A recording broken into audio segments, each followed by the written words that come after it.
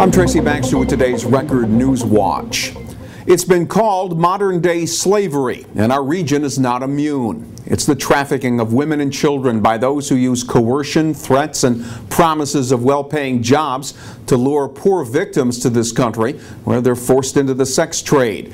And the international human trafficking crisis hit close to home last year when a major sex trafficking ring was busted in Orange County.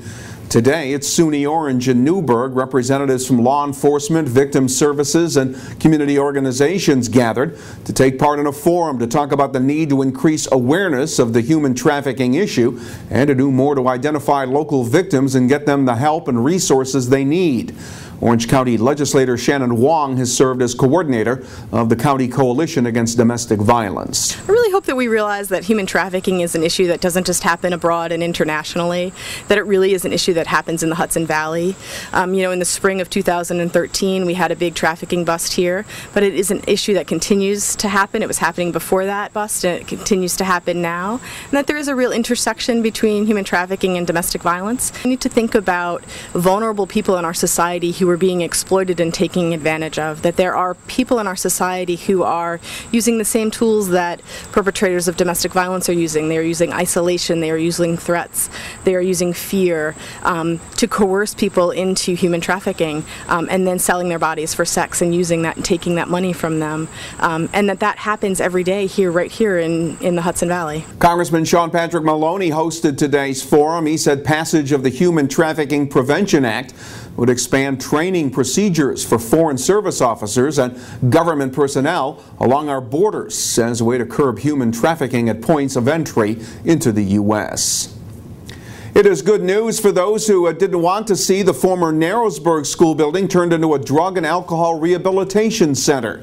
There's word today that the school building will instead be signed over to a family that wants to transform it into a multi-use facility that would aid the local economy and help develop Narrowsburg as a tourist destination. A recently released report had concluded that the use of the former Narrowsburg school for a drug and alcohol rehab center would violate the hamlet's zoning laws.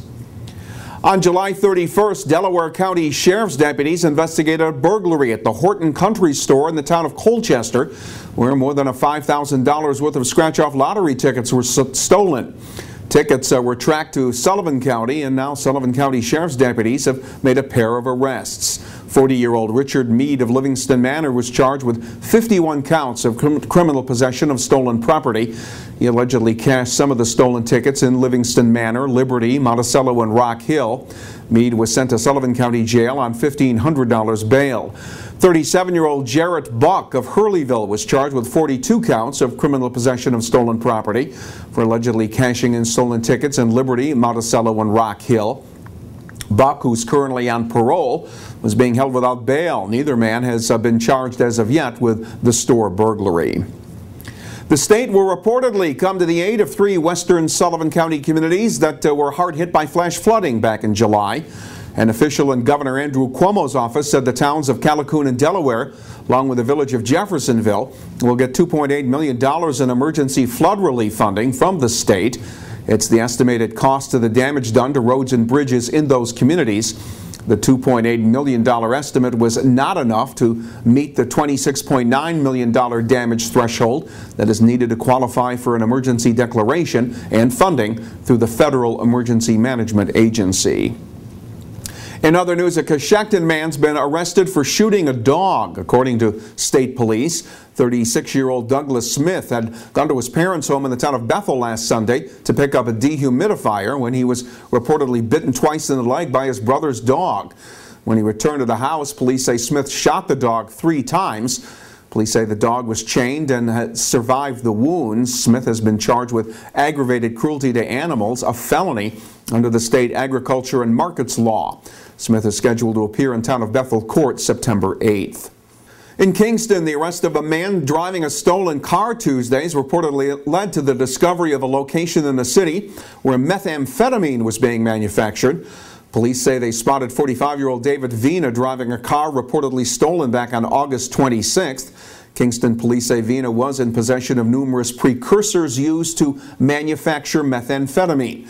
Detectives later uncovered evidence of methamphetamine manufacturing at a location on Washington Avenue in Kingston. Members of the contaminated crime scene emergency response team were called in to collect the often volatile and hazardous chemicals used in the manufacture of meth. Veen has been charged with the felonies of grand larceny, criminal possession of stolen property, and criminal possession of precursors of methamphetamine. It's definitely not your typical school. The new Hudson Valley Pathways Academy got underway Wednesday at the old Kingston City Library building. 15 freshman students from the Onteora, Rondout Valley, and Kingston school districts signed up for PTech, the Pathways in Technology Early College High School.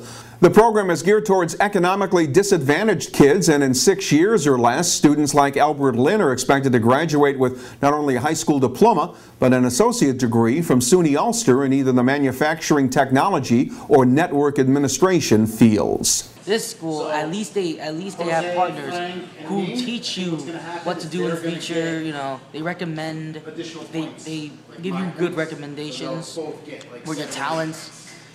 You get 2 years of college, which is really good for your resume, obviously. As part of the program, students will work with local businesses and make on-site visits. PTech's a collaboration between the Hudson Valley Council of Industry, the Kingston School District, SUNY Ulster, SUNY New Paltz, and Ulster BOCES.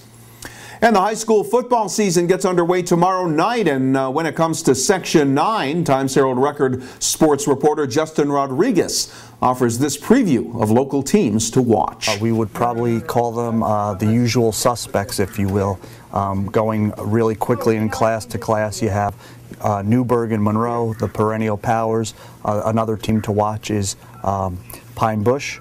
In Class A, it's Cornwall, the three-time defending champ. Their rival, Walk-Hill. You have Poughkeepsie coming over from Dutchess County. In Class B, you have Marlborough, the three-time defending champ, with Burke moving from Class C to Class B, and that's a deep division with other teams such as Highland and Rondout. In Class D, the overwhelming favorite is Chester, who made it to the state championship. And then in C, it's kind of a wide-open division with teams like Tri-Valley, Sullivan West, and Liberty in the mix. So look for Justin's high school football reports all season long in the Times-Herald Record and here at Record Online.